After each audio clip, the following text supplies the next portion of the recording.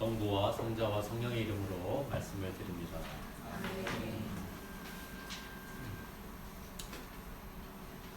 우리 이웃 교회죠. 천주교회에서는 2025년 올해를 희년으로 선포했다라는 소식을 들었습니다.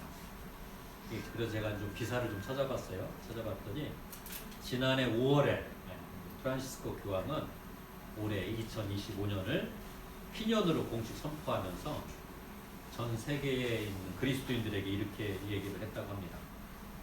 두려움과 낙담으로 얼룩진 세계에서 기쁘게 희망을 전하는 사람이 되자, 이렇게 이야기를 했다고 합니다.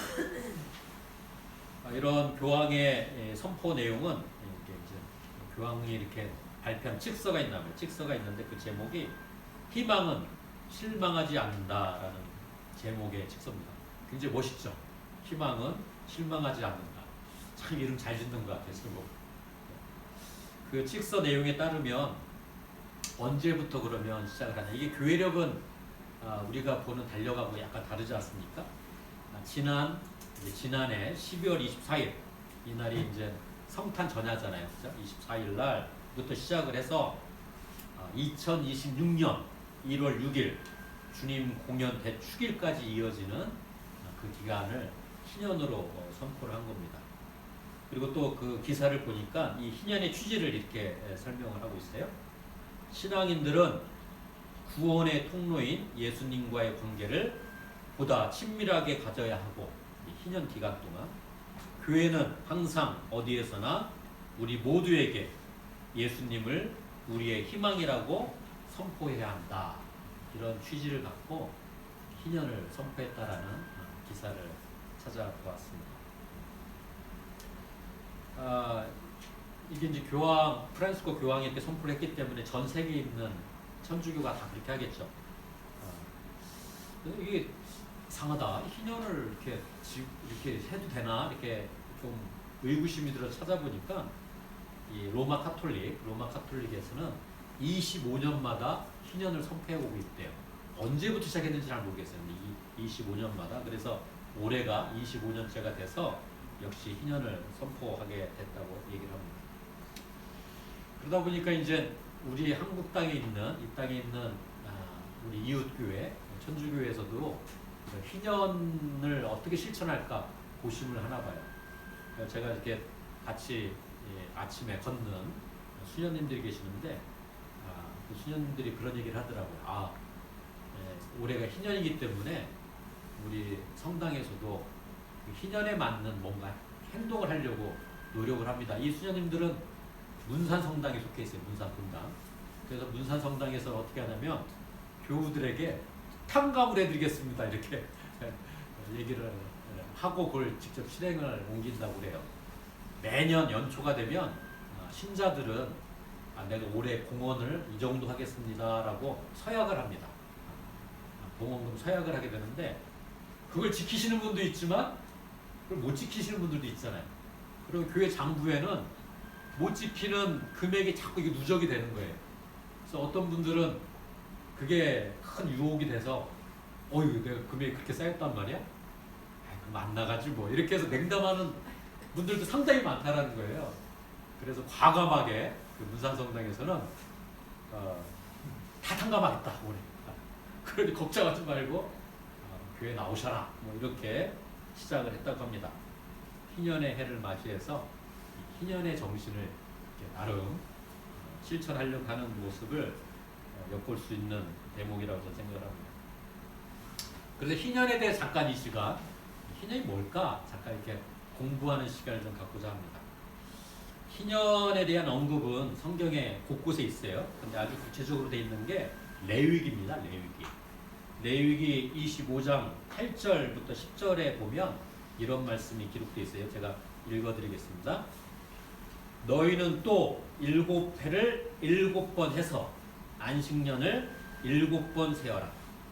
이렇게 안식년을 7번 맞아 49년이 지나서 7째 달이 되거든 그달 10일에 나팔 소리를 크게 울려라.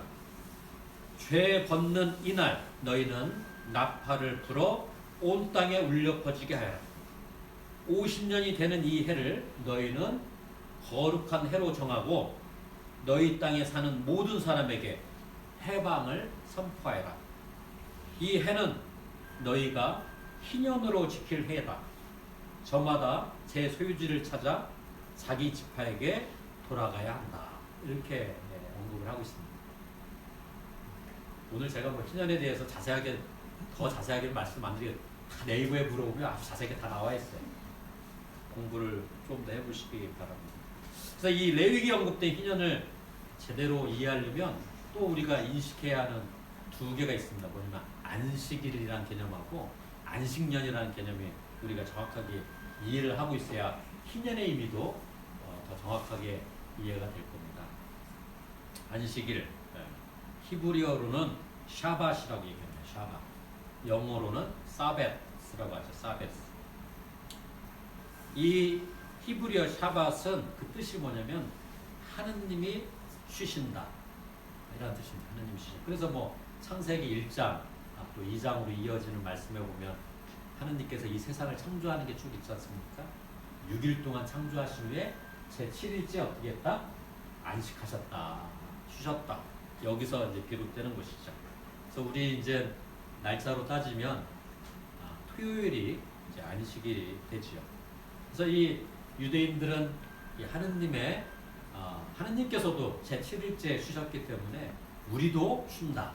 이런 걸 철저하게 지키려고 노력을 했고, 급기야 십계명에도 7째 날 안식일을 거룩하게 지키더라고 이렇게 안내를 하고 있는 거죠. 하느님이 쉬셨고 우리도 쉰다. 이거 굉장히 중요한 깊이가 있는 사상이라고 하면 사상입니다. 그 역시 자세하게는 더 말씀을 드리지 않겠습니다. 예수님도 안식일을 굉장히 강조했죠. 하느님이 쉬시고 인간도 쉰다. 그걸 이제 예수님은 거꾸로 해석을 했죠. 인간을 위해서 안식일은 존재하는 것이다. 특히 쉬지 못하는 존재들을 위해서 선포를 하신 거죠. 다음으로 안식년. 안식일이 있고 안식년. 이거는 매년 7년이 되는 때 쉬게 하라. 특히 이제 당시에는 농사, 땅과 관련된 거기 때문에 농사를 매년 짓더라도 7년이 될 때는 아무것도 짓지 마. 땅도 쉬어야 하는 거 아니냐. 이런 믿음이 들어가 있는 게 안식년의 개념입니다. 땅도 쉬어야 한다. 인간만 쉬는 게 아니라 이 지구도 쉬어야 한다. 이런 거죠. 어쩌면 코로나 기간 많은 사람이 죽었지만 또 지구의 입장을 보면 좀 쉼의 시간을 가졌다고도 볼 수 있지 않을까 저는 그렇게 해석을 합니다. 이 희년이란 영어로 주빌리라고 얘기를 하는데 이 주빌리라는 뜻은 주빌리라는 말은 히브리어 요벨에서 나온 말입니다. 그 음을 이렇게 차용을 해서 주빌리라는 단어가 나왔대. 이 요벨이라는 게 다른 게 아니라 아까 제가 레위기 25장 8절부터 10절까지 말씀을 드렸는데 희년이 되면 어떻게 한다고 그랬어요? 나팔을 분다고 그랬죠. 나팔. 그 나팔이 뭘로 만들어졌냐면 수양의 뿔로 만들어진 나팔입니다. 뿔을 자르면 그 안에가 통통 비나가요. 맨 끝에 이렇게 또 구멍을 내면 나팔이 되는 거죠. 이 나팔을 50년째 된 날 이렇게 붑니다. 이 나팔 이름이 요벨인데 그래서 그 요벨의 음을 차용을 해서 나오다 보니 주빌리라는 영어가 등장을 했다고 해요. 그래서 이제 저는 이 요벨을 본 적이 없었는데 전에는 제가 동두천에 있을 때 소유산으로 순례를 가면 뭐 어떤 그리스도인들이 모르는데 가끔 나타나요. 나타나서 정말 이 요벨을 그 소유산에서 궁벽당을 해서 하고 부는 모습을 봤는데 그걸 불면 그 해는 희년이 되는 거죠. 노예를 더 이상 노예가 아니라 자기 본래 집으로 돌아가는 것이고 내가 땅을 많이 거둬들었더라면 다 줘야 하는 겁니다. 다시 주면 돼요.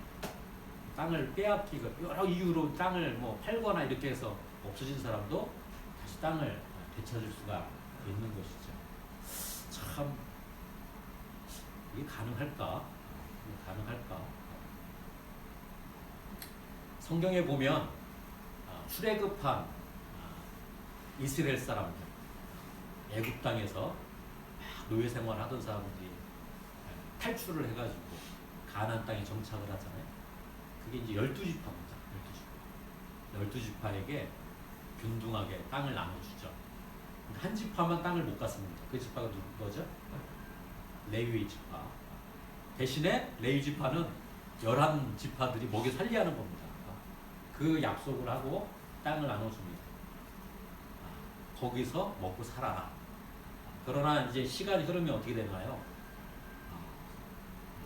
어떤 사정이 생겨서 땅을 팔기도 하고, 뭔가 이게 갈등이 생겨서 빼앗기기도 하고. 근데 희년이 되면 어떻게 합니까? 다시 원점으로 돌려라. 이런 겁니다. 당시 이 애굽 땅에서 탈출한 이 이스라엘 사람들이 갖고 있었던 이 제도는 그 일대에 있었던 다른 나라에는 찾아볼 수 없는 제도였죠. 그게 이루어질 수 있겠습니까? 그러나 애굽 땅에서 탈출한 그 사람들은 그것이 우리가 이루려고 하는 세상이다. 이런 고백이 있었기 때문에 언제까지는 그걸 지켰을 것 같아요. 그죠? 언제부터 그걸 못 지켰는지는 아마 역사학자들이 한번 연구해 볼 필요가 있을 거라 생각합니다. 안식일, 안식년, 희년제도, 저는 관통하는 맥이 있다고 봅니다. 그 맥은 뭡니까? 원래대로 돌려라. 본래의 모습으로 돌아가라. 원래의 모습을 회복하라. 이게 아마 중요한 맥이지 않을까 싶습니다. 제가 요즘에 꼭 챙겨보는 드라마가 하나가 있습니다. 옥시 부인전. 보셨어요? 옥시 부인전.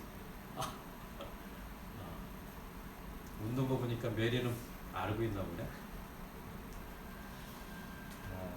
조선시대 도망 노비와 관련된 이야기입니다. 노비가 도망갔기 때문에 노비의 주인은 찾으려고 하죠. 찾으려고 합니다. 그래서 추노꾼들을 보내서 찾기도 했다라는 걸 우리가 알고 있지 않습니까? 그 주인 입장에서는 도망친 노비를 데리고 오는 게 본래의 모습을 회복한다고 생각하겠지만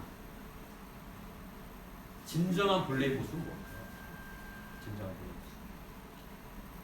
양반 노비가 원래의 모습은 아니다. 모든 인간은 존엄하고 평등하기 때문에 각자의 모습으로 돌아가는 이것이 안식일, 안식년, 희년의 본래의 뜻이다 라는 말씀을 드리고 싶습니다. 오늘 복음 말씀은 예수님께서 공생애를 시작하면서 선포를 하신 내용이죠. 그 말씀 다시 한번 제가 읽어드리겠습니다. 주님의 성령이 나에게 내리셨다. 주께서 나에게 기름을 부으시어 가난한 이들에게 복음을 전하게 하셨다. 주께서 나를 보내시어 묶인 사람들에게 해방을 알려주고 눈먼 사람들은 보게 하고 억눌린 사람들에게는 자유를 주며 주님의 은총의 해를 선포하게 하셨다. 예수님이 갈릴레아 지방에서 공생애를 시작하면서 첫 번째로 읽으신 성경의 말씀이고 어쩌면 내가 이 일을 하기 위해서 이 땅에 왔다라는 것을 선포한 것과 다름이 없는 말씀을 하고 있는 것이죠. 이 말씀은 이사야서 61장의 말씀입니다. 그대로 예수님이 읽으신 거죠. 이사야는 이스라엘 땅에서 사라져가고 있는 이 희년 사상을 끊임없이 사람들에게 알리고 그 희년에 따른 희년의 정신에 따라 우리가 살아야 한다는 걸 강조했던 예언자입니다. 그 예언의 역사를 예수님은 이어받아서 이제 나의 사역은 인간 본연의 모습을 회복하는 일에 나서겠다라고 선포한 것과 진배 다를 바가 없는 것이죠. 2025년 밝았습니다. 어떠한 해가 될까? 새해를 시작하면서 여러분은 어떠한 꿈을 꿨습니까? 특별한 꿈이라도 꾸셨어요? 우리 사제장님은 2025년 새해를 맞이하면서 특별한 꿈을 꾸신 게 있으신가요? 로메로는 뭐 좀 꾼 게 있어요? 없어요. 저도 없습니다. 저도 특별한 꿈을 꾸지 않았습니다. 특별한 경험을 하거나 특별한 다짐도 하지 않았습니다. 마태오복음 24장 36절에는 이런 말씀이 있습니다. 그러나 그 날과 그 시간은 아무도 모른다. 하늘의 천사들도 모르고 아들도 모르고 오직 아버지만이 아신다. 또 베드로 2서 3장 10절에는 또 이런 말씀이 있습니다. 주님의 날은 도둑처럼 갑자기 올 것이다. 주님의 날은 갑자기 온다는 거죠. 특별한 꿈을 꿔서 오고 이런 게 아니라는 거죠. 희년도 역시 마찬가지로 우리가 뭐 계획을 하고 특별한 계시를 받았다 해서 희년이 이루어지는 것이 아니라고 저는 봅니다. 도둑처럼 오는 것이죠. 도둑처럼. 뭐 어디 성경에 이렇게 표현돼. 도둑처럼. 또 그날은 오직 아버지만이 아십니다. 특별한 꿈을 꾸지 않았지만 특별한 계시를 받지는 않았지만 때가 되면 반드시 온다. 이것이 우리 그리스도인들의 믿음이라고 저는 봅니다. 기다림의 태도이죠. 그렇기 때문에 2025년 그날이 될 수도 있는 거 아니겠습니까? 천주교에서는 올해를 희년의 해로 선포하였습니다. 매우 합당한 선포라 저는 생각을 합니다. 특별히 이 땅의 역사에 있어서 그러합니다. 1945년 8월 15일 우리는 일제로부터 해방이 되었지만 곧이어 남과 북으로 갈라집니다. 해방은 이루었지만 온전한 해방을 맞이했던 것이 아니었던 것이죠. 그래서 올해는 광복 80년이지만 또 뭡니까? 분단 80년이 되기도 합니다. 희년을 맞아 이 땅이 본래의 모습을 회복한다는 게 뭘까?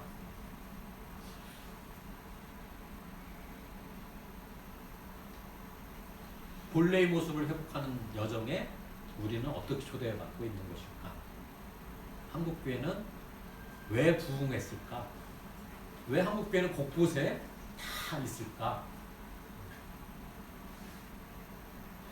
오늘 한국교회를 보면 저는 몇 차례 언급을 한 바도 있습니다만 이 이념의 늪에 너무 깊이 빠져가지고 성경의 가르침을 온전히 따르기에는 그 힘을 우리 상실했다. 저는 이렇게 고백을 합니다. 희년에 대한 믿음 과연 우리에게 있을까? 이 땅의 온전함을 위해서 나는 어떻게 초대받았을까? 이런 질문이 있을까? 이념의 늪에 빠진 한국교회는 이 땅의 온전함을 위해 우리가 이제 별세자들 기억했던 것처럼 우리가 뭘 기억을 하고 있어야지 그 기억해야 할 내용을 잊어버린 채 살아가고 있는 것일지도 모르겠습니다. 저는 이 시간 이렇게 좀 함께 고백을 하면 좋겠다는 생각입니다. 분단의 상처를 고스란히 기억하고 있는 이 땅 타주에 위치한 우리는 천주교가 올해를 희년으로 선포해서가 아니라 우리도 2025년은 희년이 된다. 이렇게 고백할 수 있지 않을까. 그런 고백하는 신앙 공동체가 되기를 이 시간 간절히 기도합니다. 또 설날, 음력으로 따지면 새해를 시작하잖아요. 그런 마음을 품고 설을 맞이하면 좋겠다. 이렇게 감히 이런 마음을 나눕니다. 우리를 포함해서 이 땅의 사람들은 저는 두 종류의 길을 가고 있다고 봅니다. 하나는 끊임없이 우리의 본래의 모습을 찾아가려고 애쓰는 그 길이 있고 또 하나의 길은 나의 본래의 모습은 뭐지? 생각지도 않고 그냥 주어진 대로 살아가는 길이 있다고 저는 봅니다. 대부분의 사람들이 그냥 주어진 길을 적응하며 살아가죠. 그러나 우리는 어떻습니까? 우리의 본래의 모습은 뭘까? 그걸 다시 한번 생각해내고 이 길로 가야 하는데 나는 왜 못 갈까? 갈등도 하고 그러면서 끊임없이 우리의 본래의 모습을 찾아가려고 애쓰는 것이 우리 그리스도인들이 아니겠습니까? 그리고 그것이 세상 사람들이 보기에는 굉장히 좀 손해 보는 것 같기도 하고, 왜 저렇게 살아? 이렇게 폄하되는 모습이 있다 할지라도 그런 여정 자체가 주는 참 기쁨이 무엇인지는 우리는 알고 있기 때문에 무직하게 그 길을 가고 있는 것이라고 저는 봅니다.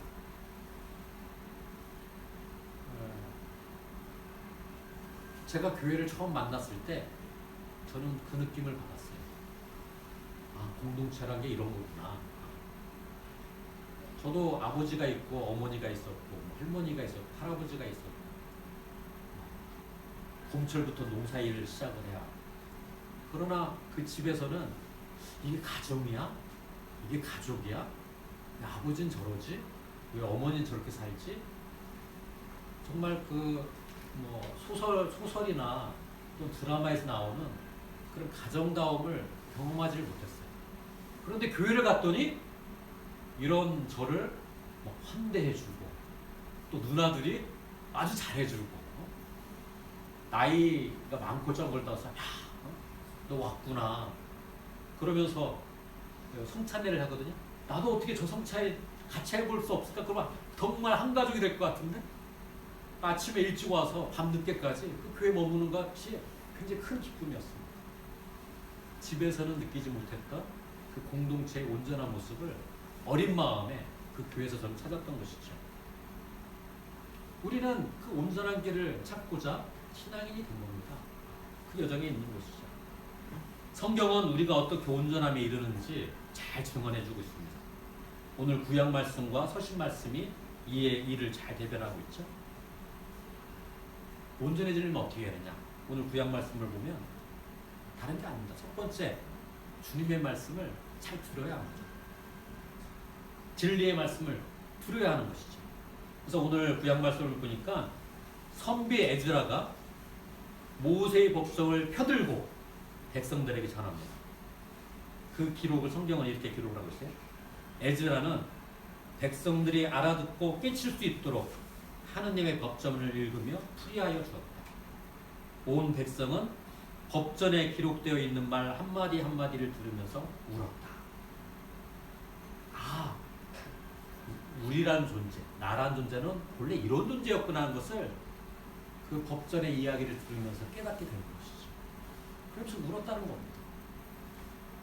늘 진리의 말씀을 공부하는 마음으로 살아갈 때 우리가 온전한 길을 놓지 않을 것이다 생각을 합니다. 그리고 이러한 온전함은 홀로 이루어지지 않는다는 것을 교회의 전통은 끊임없이 강조를 하죠. 그래서 교회가 존재하는 이유도 거기에 있습니다.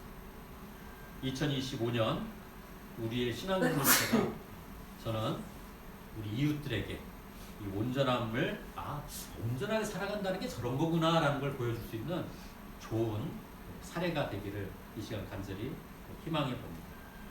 신앙 공동체는 몇 단계 이렇게 밟아 나가면서 전진해 나갑니다. 처음에는 예배 공동체입니다. 예배 공동체. 주일날 또 예배 시간 모여서 딱 예배 드리고 흩어지는 것이죠. 근데 그것만 가지고는 우리가 온전한 공동체다 얘기할 수 없습니다. 예배 공동체에 이어서 조금 더 전진하면 어떻게 되냐면 기도 공동체가 됩니다. 이 기도 공동체는 꼭 우리가 말을 하지 않더라도 우리 식구들 중에 누가 아프잖아요? 그럼 내가 느끼는 겁니다. 그 정도 돼야 하는 거예요. 내 몸이 왜 이렇게 찌뿌둥하지? 우리 공동체 중에 누가 그 아픔이 나하고 같이 느껴지는구나. 누구의 기쁨이 또 나의 기쁨이 되는 것이죠. 우리가 이게 기도의 끈으로 연결되어 있다는 증거입니다. 그 기도 공동체로 조금 더 이렇게 전진해 나가야 하는 것이죠. 그리고 기도 공동체에서 조금 전진해 나가면 어떻게 되느냐? 하느님 나라의 가치를 실천하는 대한 공동체까지 이루어질 수 있습니다. 물론 오늘날 한국교회에 있는 수많은 신앙 공동체들이 이런 대한 공동체까지는 가지 못하죠. 저는 감히 2025년 설날을 맞이하면서 우리 신앙 공동체가 예배 공동체는 어느 정도 된 것 같다. 그러나 기도 공동체까지는 가보자. 그리고 그것이 좀 시간이 지나다가 어느 순간부터는 정말 하늘나라의 가치를 실천하는 대한공동체까지 될 수 있지 않을까? 이런 기대를 품어봅니다. 서로의 부족하니까 우리가 이렇게 모인 것이죠. 또 나의 오늘 서신 말씀처럼 넉넉함은 부족함을 채우라고 나에게 준 은총이라는 그런 마음을 가지면서 2025년 새해를 희년의 정신과 마음으로 살아가는 우리들이 되기를 이 시간 간절히 기도합니다. 성부와 성자와 성령의 이름으로 말씀을 드렸습니다. 오늘의 말씀을 기억하며 잠시 침묵하겠습니다.